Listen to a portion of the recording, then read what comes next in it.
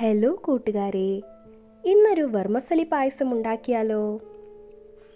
എന്നോടൊപ്പം ഉണ്ടാക്കി പായസത്തിൻ്റെ നല്ലതും ചീത്തയുമായ വശങ്ങൾ കമൻറ്റ് ചെയ്യാനും ചാനൽ സബ്സ്ക്രൈബ് ചെയ്യാനും മറക്കല്ലേ. ഞാനിവിടെ മുന്തിരി, അണ്ടിപ്പരിപ്പ്, ചൗവരി, വർമസലി എന്നിവ എടുത്തിട്ടുണ്ട്. ചൗവരി നേരത്തെ തന്നെ വെള്ളത്തിൽ ഒന്ന് കുതിർത്ത് വച്ചിട്ടുണ്ട്. ഒരു പാനിലേക്ക് ആവശ്യത്തിന് നെയ്യൊഴിച്ച് വർമസലി ഒന്ന് വറുത്തെടുക്കാവുന്നതാണ്.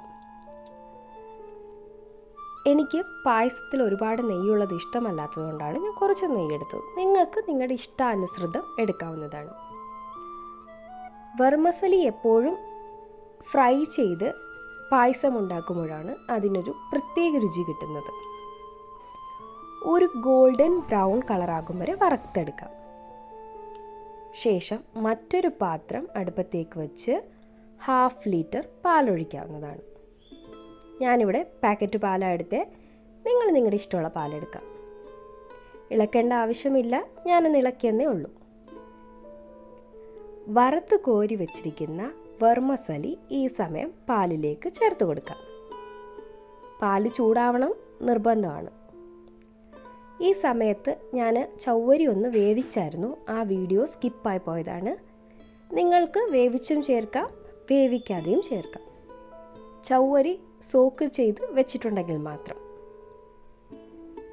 ഇളക്കിക്കൊടുത്ത് ഗ്യാസ് കുറച്ച് ഈ സമയം ശർക്കര പാനിയാക്കി പായസത്തിലേക്ക് ചേർക്കാം. ഞാനിന്ന് ശർക്കര പായസമാണ് ഉണ്ടാക്കുന്നത്. പഞ്ചസാരയേക്കാളും എന്തുകൊണ്ടും ആരോഗ്യത്തിന് ശർക്കരയാണ് നല്ലത്. പുളിയില്ലാത്ത ശർക്കര എടുക്കുക. പുളിയുള്ള ശർക്കര പാല് പിരിച്ച് കളയും. നിങ്ങളുടെ പായസം കേടായി പോകും. നന്നായി ഇളക്കി കൊടുക്കാം. ശേഷം ഇന്നത്തെ താരമായ നമ്മുടെ മിൽക്ക് മെയ്ഡ് ഒഴിക്കാം, അല്ലെങ്കിൽ മിഠായി മേറ്റ് ഒഴിക്കാവുന്നതാണ്. ഞാൻ മിഠായി മേറ്റാണ് എടുത്തേക്കുന്നത്.